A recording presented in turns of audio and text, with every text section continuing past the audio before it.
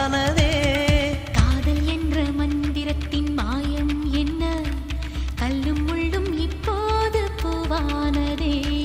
வானவில்லின் துண்டொன்று மண்ணில் வந்து யாருக்கும் சொல்லாமல் பெண்ணானதே.